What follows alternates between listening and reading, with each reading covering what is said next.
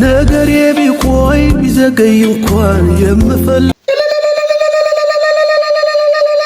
እግዚአብሔር ነው የምላችሁ። ይሄው እግዚአብሔር ምስክሬ የኔ ምስት ጀግና ናት ሲላችሁ እግዚአብሔር ምስክሬ ነው።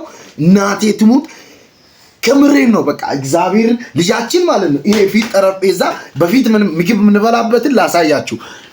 ይሄን አያችሁ? እዚህ ጋር ነበር ምግብ ምንበላው። ማማቲ ደግሞ ልጃችን መቆም ጀምራለች በእግሯ ማለት በእግሯ እንድትቆም ምን ያስፈልጋታል? ይሄ ወንበር እንደዚህ ይዛ እንድትቆም ማለት ነው። ማማይ ተጫጭ ደስ ብሏታል ዛሬ። እግዚአብሔር ምስክሬ ነው። ሚስቴ ጀግና ናት ያልኩበት ምክንያት ምን እንደሆነ ልንገራችሁ። እዚህ ጋር ቡልት ላይ ምናምን ቲማቲም ሲሸጥ አይታችኋል። ከዛ እኔ ገበያ ብር ምናምን ስሰጣት ያንን ብር አጠራቅማ ይሄንን ወንበር ነይ የኔ ቆንጆ ነይ ጀግና ሚስት እግዚአብሔር ነይ ወደዚህ አትፍሪ የኔ ጀግና እግዚአብሔርን ወደዚህ ዙሪ ካሜራ ጋር ዝቅ በይ ወደታች ዝቅ በይ እግዚአብሔርን ነው የምላችሁ። ይኸው እናቴ ትሙት ከሆዳችን ከእንጀራችን ምናምን አልፋ ለበዓል ማለት ፋሲካ በዓል ደርሷላ። ይሄንን መብያ ገዛችሁ።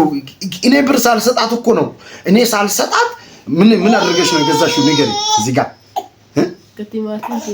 ከቲማቲምና ከድንች እንዴት አድርገሽ አሁን ስንብራለሽ ጋይስ እግዚአብሔርን እኔ ግን ለገበያ አይበቃትም ምናምን በጣም እየተጨነኩኝ ምናምን ማለት ነው።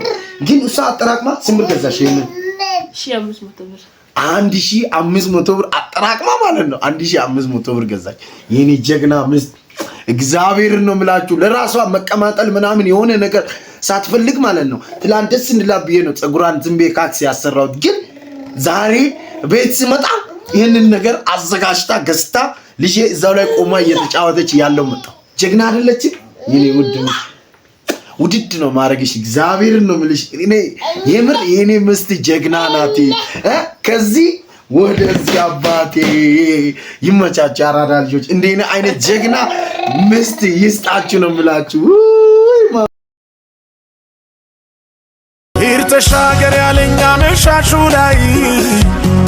አመሻሹ ላይ ጉዞን ያስጀመረኝ ጌታ አይደለም ወይ?